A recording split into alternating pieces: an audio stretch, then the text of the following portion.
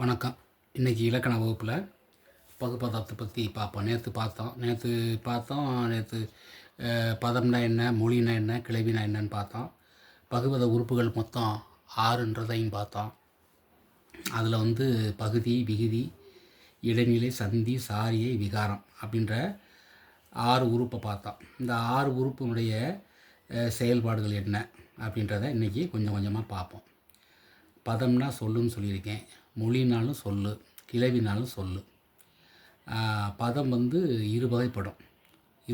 பதம் எத்தனை வகைப்படும்னு கேட்டால் அந்த கேள்வி டிஎன்பிசியில் அடிக்கடி கேட்பாங்க. இரு வகைப்படும்னு அப்படி கேள்வியை கேட்க மாட்டாங்க. பதம் எத்தனை வகைப்படும் போட்டு 2, 4, 3 அப்படி ஆப்ஷன் கொடுத்துருப்பாங்க. 5 அப்படின்னு கொடுத்துருப்பாங்க. நீங்கள் 2 தான் நீங்கள் ஷேர் பண்ணணும். இப்போ ஏன்னா பகுப்பதம் ஒன்று, பகாபதம் ஒன்று. இப்போ அந்த மாதிரி நீங்கள் புரிஞ்சுக்கிறணும். இதில் பெயர் பகுபதம், வினை பகுபதம்னு 2 வகைப்படும். அதுலேயே பகுபதத்திலே 2ஆக சொல்லியாங்க. பெயர் பகுபதம், வினை பகுபதம். வினைன்னா என்ன? வினை சொல் அப்படின்னா செயல். ஒரு செயலை தான் வினைன்னு சொல்கிறோம்.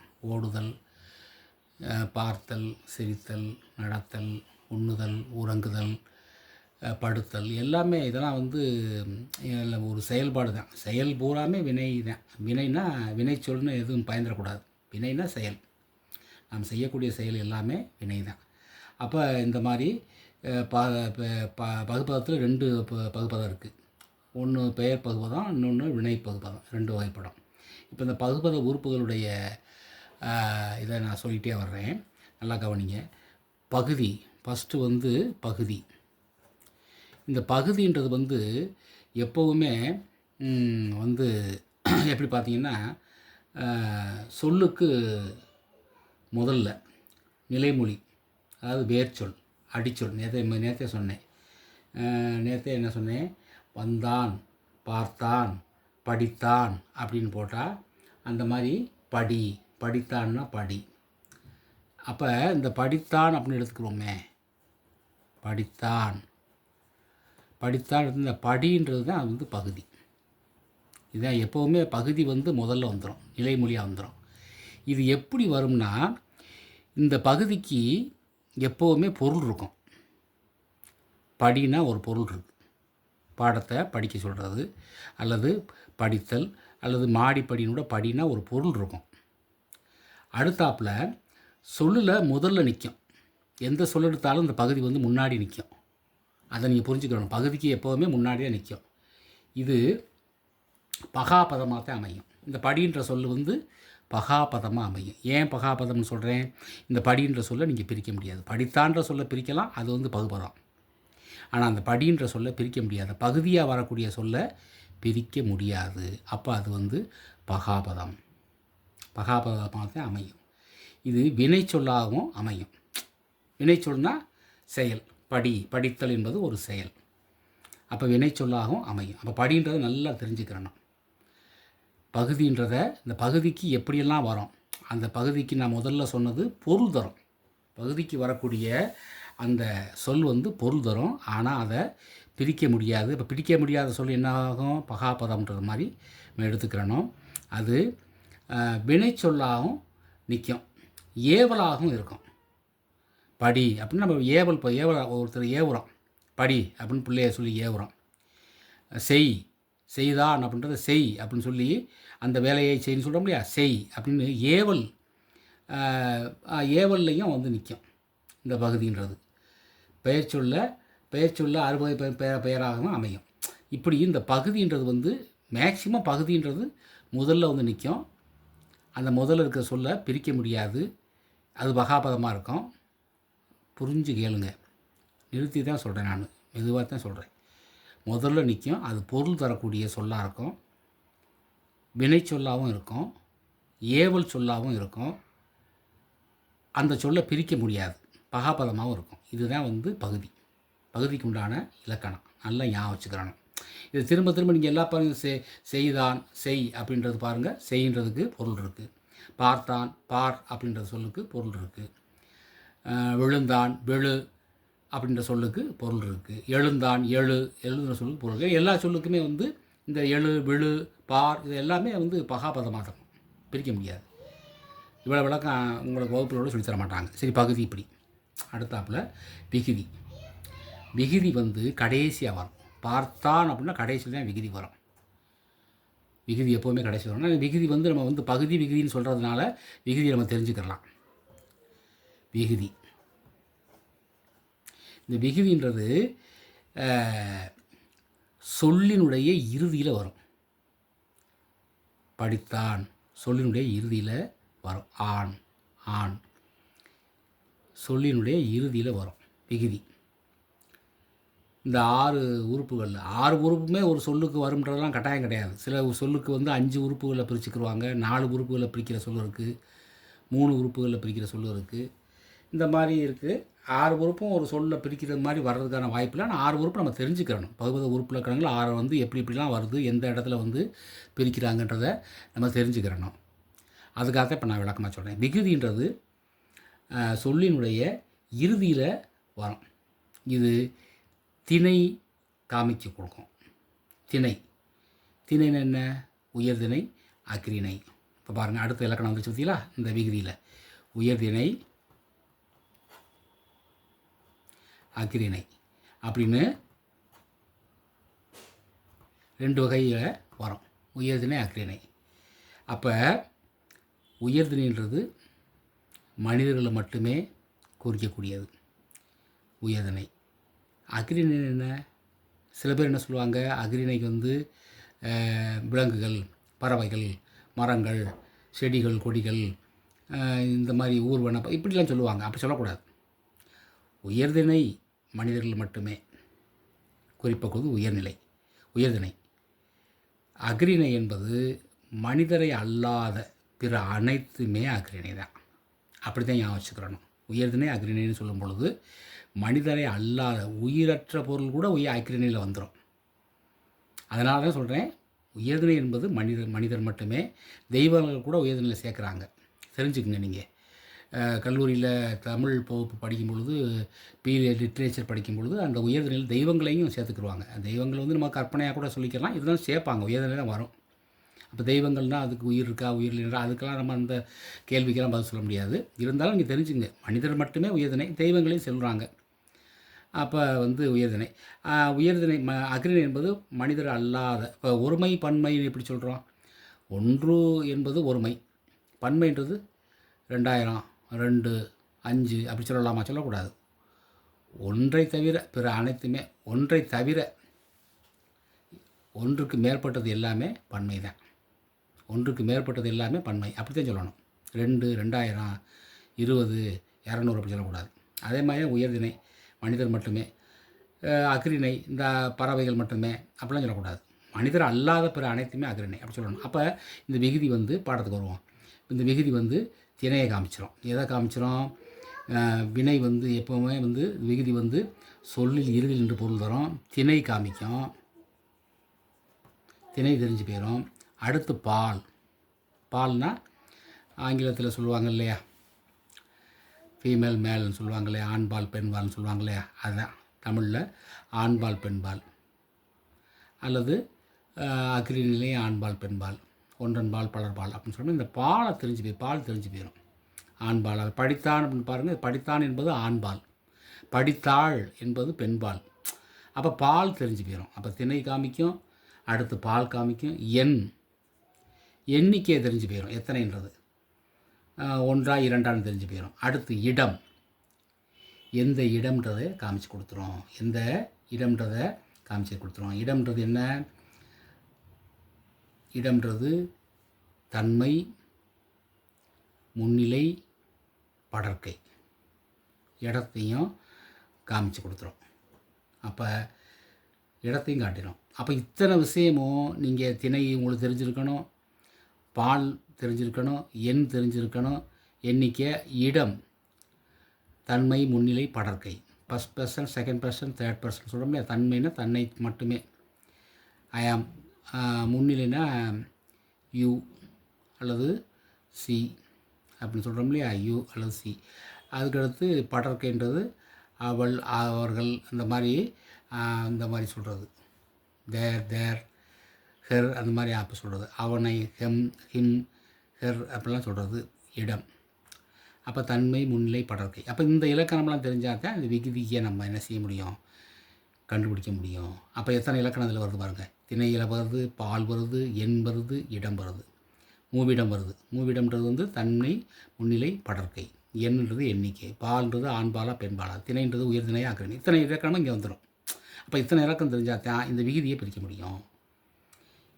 இறுதியில் தான் வரும், கடைசியில் தான் வரும், இறுதியில் தான் வரும், இறுதியில் தான் வரும், மறந்துடக்கூடாது. அடுத்தாப்பில் இடைநிலை. இந்த இடைநிலை வந்து ஏற்கனவே நேற்று சொன்னோம். இடைநிலை நேரத்தே சொன்னோம், நேற்று காணொலியில் சொன்னோம். இடைநிலை வந்து எப்போவுமே பகுதிக்கும் விகுதிக்கும் இடையில் நின்று காலம் காட்டும். பகுதிக்கும், பகுதி விகுதி, பகுதி விகுதி, விகுதிக்கும் இடையில், பகுதிக்கும் விகுதிக்கும். பகுதின்றது படித்தான், படி. இங்கே விகுதின்றது ஆண், ஆண்பால் வினைமுற்று விகுதின்னு சொல்லுவாங்க அதை. அப்போ இடையில எதற்கு இத்தன்னா, இதுதான் இடைநிலை. பகுதிக்கும் விகுதிக்கும் இடையில், இடையில் வந்து அதான் இடைநிலைன்னு சொல்கிறோம். பகுதிக்கும் விகுதிக்கும் இடையில் வரக்கூடியதுனால இடைநிலைன்னு சொல்கிறோம். அப்போ காலம் காண்பிக்கும். இடையில் வந்து காலம் காண்பிக்கும். இடையில் என்ன வந்து இறந்த காலமாக, எதிர்காலமாக, நிகழ்காலமாக. படித்தான்றது இறந்த காலம். அப்போ 3 காலமும் இதில் தெரிஞ்சிருக்கணும். பாஸ்ட் டென்ஸா, ப்ரெசன்ட் டென்ஸா, ஃபியூச்சர் டென்ஸா அப்படின்னு தெரிஞ்சிருந்தால் தான் இதை வந்து இறந்த கால இடைநிலை. பகுதியை வந்து வெறும் பகுதியை வெறும் இடைநிலைன்னு எழுதக்கூடாது. இறந்த கால இடைநிலை, இறந்த கால இடைநிலை அப்படின்னு எழுதணும். ஏன்னா இடைநிலை அப்படின்னு வெறும் மொட்டையாக போட்ட முடியாது, இத்தனாவை போட்டு இடைநிலை போட்ட முடியாது. அப்போ இறந்த காலம் காலத்தை காலத்தை காமிச்சா தான் உங்களுக்கு வந்து இதை வந்து ஃபுல்ஃபில் பண்ண முடியும். இறந்த கால இடைநிலைன்னு கொடுக்கணும், வெறும் இடைநிலை கொடுக்கக்கூடாது. நிகழ்காலமாக நிகழ்கால இடைநிலை, எதிர்காலம் வந்து எதிர்கால இடைநிலை அப்படின்னு காலத்தை 3 காலத்தில் எந்த காலத்தில் அந்த சொல் இருக்கோ அந்த சொல்லை இப்போ யோசித்து பார்த்து எந்த காலம்னு பார்த்து அந்த கால இடைநிலைன்னு சொல்லி எழுதணும். அப்போ இடைநிலை. அடுத்து சந்தி, 4வது சந்தி. சந்தி பகுதியையும் பிற உறுப்புகளையும் இணைக்கும். பகுதின்றது முன்னாடி இருக்கிறது, பிற உறுப்புகளையும் இணைக்கும். பெரும்பாலும் பகுதிக்கும் இடைநிலைக்கும் இடையில் வந்து பொருள் இடையில் வரும். பகுதிக்கும் இடைநிலைக்கும் இடையில தான் வரும். எது? சந்தி. நல்லா ஞாபகம். பகுதிக்கும் பகுதி, அதுக்கடுத்து இடைநிலை, இதுக்கு இடையில தான் அது வரும் சந்தி. இடைநிலையை தாண்டி வரக்கூடாது, வந்தால் சந்தி கிடையாது. பகுதிக்கும் இடைநிலைக்கும் வரும். இப்போ படித்தான் அப்படின்ற இடத்துல இந்த இடத்துல இத்து ஒன்று ஒற்றெடுக்குது. இற்று வந்து ஒற்றெடுக்குது. படித்தான், இந்த ஒற்றெழுத்து அளவெடுக்குது. அப்போ இங்கே படி கூட்டல் இத்து கூட்டல் இத்து கூட்டல் ஆண் அப்படின்னு அதை பிரிப்பாங்க. அப்போ படி கூட்டல் இத்து கூட்டல் இத்து கூட்டல் ஆண் அப்படின்னு பிரிக்கும் பொழுது பகுதிக்கும் இடைநிலைக்கும் இத்தனை இடைநிலைக்கும் இடையில் வர்றது தான் இந்த சந்தி. சில நேரத்தில் இத்து இந்தா மாறும், இத்து இந்தா மாறும், சில நேரத்தில் இந்து இத்தா மாறும். இது சந்தி. அதுக்கடுத்து சாரியை, 5 வந்து சாரியை. இது சாரி எப்படி வரும்? பகுதி விகுதி இடைநிலை சார்ந்து வரும். பெரும்பாலும் இடைநிலைக்கும் விகுதிக்கும் இடையில் வரும்.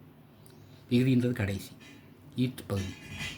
அப்போ பெரும்பாலும் எங்கே வரும்? இந்த சாரியை வந்து இடைநிலைக்கும் விகுதிக்கும் இடையில் வரும். இடைநிலைன்றது இந்த இறந்த காலமாக நிகழ்காலமாக எதிர்காலமானு சொல்கிறோம் இல்லையா, அந்த இடைநிலைக்கும் விகுதிக்கும் இடையில தான் இந்த சாரியை வரும். இப்போ நான் உங்களுக்கு ஒவ்வொரு சென்டென்ஸாக சொல்லி பிரிக்கும்போது இந்த சாரியை எங்கே வருதுன்றது இதை நான் கோடிட்டு காமிச்சிருவேன். பகுதிக்கும் விகுதிக்கும் இடைநிலைகளில் சார்ந்து வரும். பெரும்பாலும் இடைநிலைக்கும் விகுதிக்கும் இடையில தான் வரும். இடைநிலைக்கும் விகுதிக்கும் இடையில தான் வரும் சாரியை.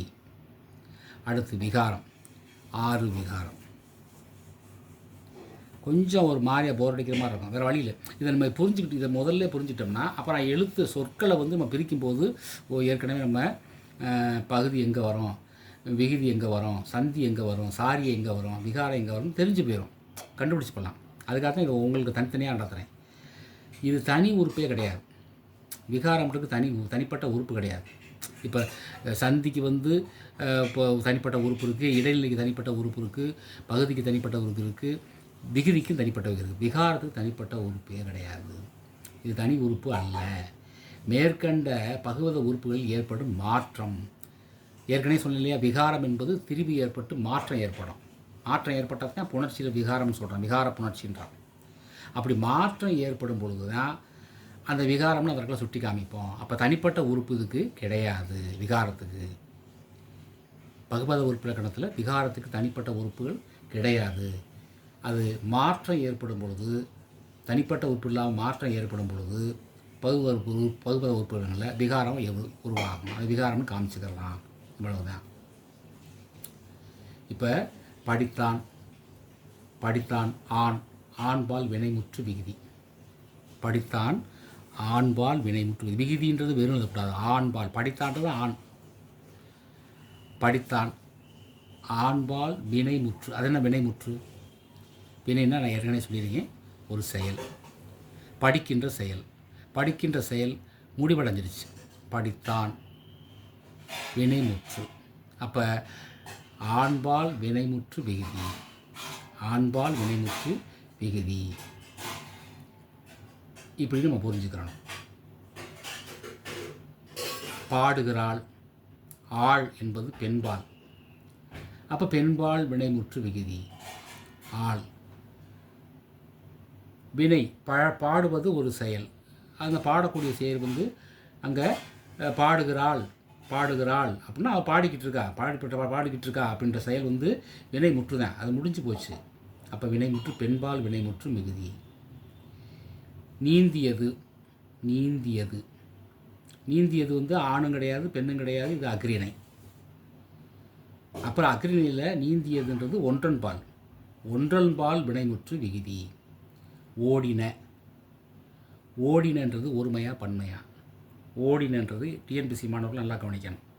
ஓடியது அப்படின்றது ஒருமை, ஓடின என்பது பன்மை, ஒன்றுக்கு மேற்பட்டது. அது ஆடாக இருக்கலாம், மாடாக இருக்கலாம், அல்லது பறவைகளாக இருக்கலாம், எதுவாக இருக்கலாம்.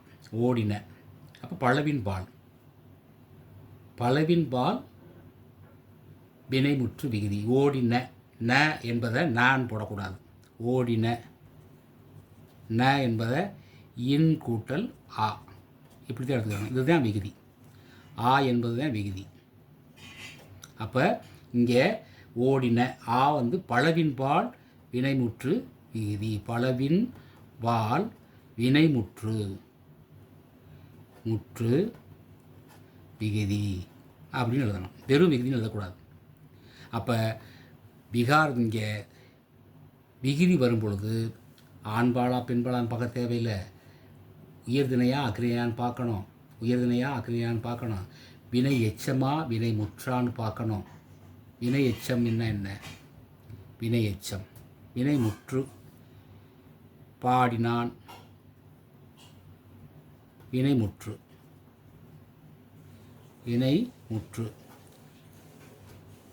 இப்போ பாடினான் வினைமுற்று. பாடிய என்ன பாடுச்சு? பாடியது பாட்டை பாடினாங்களா, செய்யுள் படித்தாங்களா, என்ன பாடினாங்க அப்படி தெரியாது. இந்த பாடியன்ற சொல் வந்து முடிவடையாமல் இருக்குது. பாடியது அப்படின்னா முடிவடைஞ்சிருச்சு. பாடியன அப்படின்னா முடிவடைஞ்சிருச்சு. பாடினாள் அப்படின்னா வினை, அது முடிஞ்சு போச்சு, வினை முற்று. ஆனால் பாடிய, வந்த, போன, விழுந்த, எழுந்த இதெல்லாம் வந்து வினை எச்சம். இந்த சொற்கள் பூரா சொல்லி பாருங்கள், அந்த செயல் முடிவடையாமல் இருக்கும். விழுந்த, பழுத்த, படித்த, பார்த்த இதெல்லாம் வந்து சொல் வந்து முடிவடையாமல் இருக்கும். அந்த முடிவடையாத சொல் என்பது எச்சம். அப்போ அது என்ன? அது பாடுவது ஒரு செயல், அப்போ வினை. அப்போ அந்த சொல் வந்து முடிவடையாமல் இருக்குது, இது வினை எச்சம் அப்படின்னு முடிஞ்சுக்கணும். அப்போ வினையச்ச வினையச்ச இப்போ விகுதியா பகுதியா அப்படின்ட்டு தெரிஞ்சுக்கிறணும். வினையச்ச விகுதி, வினைமுற்று விகுதி. பெயரெச்ச விகுதி அப்படின்னு சொல்லி இந்த கடைசியாக வரக்கூடிய விகுதிக்கு எது எச்சத்தில் முடியுதா இல்லை முற்றுல முடியுதா, அந்த செயல் வந்து வினை முற்றா முடியுதா இல்லை வினை எச்சமாக முடியுதா அப்படின்னு கூர்ந்து கவனிக்கணும். அந்த சொல்லுக்குள்ள இருக்கக்கூடிய செயல், இப்படி இவ்வளவு இலக்கணமும் இந்த பகுவதத்தில் வருது தம்பியெல்லாம் தங்கையெல்லாம். நீங்கள் இதெல்லாம் வந்து நல்லா கூர்ந்து கவனிக்கணும். இந்த காணொலியை நீங்கள் திரும்ப திரும்ப போட்டு கேளுங்க, உங்களுக்கு டவுட் வரும். இதை தொடர்ச்சி இதுக்கு ரிலேட்டடான விஷயங்களை நடத்திட்டே தான் வருவேன். என்னுடைய வகுப்பில் வந்து வெறும் இலக்கணம் மட்டும்தான். இலக்கணத்தில் வந்து 7, 8, 9, 10 வரைக்கும் இந்த இலக்கணத்தை தான் கொடுத்துருக்காங்க. அதை யாருமே அந்த நேரம் படிக்கும்போது சரியாக படிக்க மாட்டோம். இருந்தாலும் இப்போ நம்ம படித்தே ஆகணும். இப்போ இது வரைக்கும் இது போதும்னு நினைக்கிறேன். பகுதியே சொல்லியாச்சு. பகுதின்றதை உங்களுக்கு சொல்லியாச்சு. சொல்லினுடைய முதல்ல நிற்கும். அது வந்து ஏவலாக வரும். அது வந்து பிரிக்க முடியாத சொல்லாக இருக்கும். இது படினா படி, இந்த சொல்ல பிரிக்க முடியாது. பகாபதமாக தான் அமையும். அதை பகாபதம் தான் சொல்ல முடியும். ஏன்னா பிரிக்க முடியாதுல்ல. விகுதின்றது திணை, பால், எண், இடத்தை, நாளையும் காமிக்கும். இறுதியில் தான் வரும் விகுதி, கடைசியாக தான் வரும். இடைநிலை வந்து பகுதிக்கு விகுதிக்கும் இடையில் வரும். பகுதின்றது முதல் பாதி, விகுதின்றது கடைசி பாதி. அதுக்கு இடையில் வரக்கூடிய சொல்லு தான், எழுத்து தான் இடைநிலை. அது வெறும் காலத்தை மட்டும் காமிக்கும். இறந்த கால இடைநிலை, எதிர்கால இடைநிலை, நிகழ்கால இடைநிலை, காலத்தை காமிக்கும். நம்ம சந்தி பகுதிக்கும் இடைநிலைக்கும் இடையில் வரும். பகுதிக்கும் இடைநிலைக்கும் இடையில் வரும். சாரியை என்பது இங்கே பகுதி விகுதி இடைநிலை சார்ந்து வரும். பெரும்பாலும் இடைநிலைக்கும் விகுதிக்கும் இடையில் வரும். சாரியை நல்லா கவனிங்க. பகுதி விகுதி இடைநிலை சார்ந்து வரும். இது மூளை சார்ந்து தான் வரும். இது எடுத்துக்காட்டினா வந்து ஒரு சொல்ல சாரியை வரும்பொழுது நான் உங்களுக்கு விளக்கமாக சொல்லிடுவேன். ஏன்னா இப்போ சொல்லும்போது உங்களுக்கு புரியாது. பகுதி விகுதி இடைநிலை சார்ந்து வரும். சாரியைனா சார்ந்து வர்றது. இப்போ நம்ம சார்பெழுத்துக்கள்னு சொல்கிறோம் இல்லையா, சார்பெழுத்துக்கள்னால் சார்ந்து, சாரியைனா அது மாதிரி அது சார்ந்து. இப்போ சார்பெழுத்துக்கள் வந்து 10 வகைப்படும் சொல்லுவோம் இலக்கணத்தில். அது என்ன சார்பெழுத்துக்கள்? ஐகார குறுக்கம், அவுகார குறுக்கம், மகர குறுக்கம், ஆயுத குறுக்கம், உயரளபட, ஒற்றளபட, இப்படி சொல்லி சார்பெழுத்துக்கள் 10ன்னு வரும். ஒரு எழுத்தை சார்ந்து வரும். அதுதான் சார்பெழுத்து. அதை நம்ம பின்னால் பார்ப்போம். சாரியை அப்படின்னா சார்ந்து வரக்கூடியதை. புதுசாக சொல் இதில் வரும். விகாரம்னா என்ன, சந்தினா என்ன. சந்தினா நாங்கள் வகுப்பில் 10th நடத்தும்போது சந்துன்னு பார்த்துக்குப்பா. 2 வீட்டுக்கு இடையில சந்து இருக்குல்லப்பா, அதாப்பா சந்தி அப்படின்னு நடத்துவோம். 2 வீட்டுக்கு இடையில சந்து. அப்போ 2 வீடு எது? பகுதியும் விகுதியும் இடைநிலையும். பகுதியும் இடைநிலையும் இடையில வர்றதாப்பா சந்தி. அதுக்கு இடையில வரும்ப்பா அப்படின்னு நாங்கள் 10ஆம் வகுப்பில் நடத்துவோம். அது மாதிரி நீங்கள் சந்தினா சந்துன்னு கூட ஞாபகம் வச்சுக்கோங்க. சாரியை, விகாரத்தில் எத்தனை காமிக்குது? திணையை காமிக்குது. சினை கிடையாது. விகாரத்தில் வந்து தனி உறுப்பு கிடையாது. மேற்கண்ட பகுவர்ப்பில் ஏற்படும் மாற்றம் தான் விகாரத்தில். தனி உறுப்பு கிடையாது. அதுப்பட்ட தனி உறுப்பு கிடையாது. மாற்றம் தான். அதாவது விகாரம்ன்றது ஒரு சொல்ல திரிவு ஏற்பட்டு மாறி வந்துச்சுன்னா அது விகாரமாகி போயிடும். அந்த இடத்துல விகாரம்னு காமிச்சு அது எடுத்துக்காட்டு நான் வரும்போது ஒரு சொல்ல பிரிக்கும் போது அந்த விகாரத்துக்கான சொல் வரும்போது நான் உங்களுக்கு விகாரத்தை நான் விளக்கிறேன். அப்போ உங்களுக்கு புரியும். அந்த மாதிரி நீங்கள் புரிஞ்சுங்க.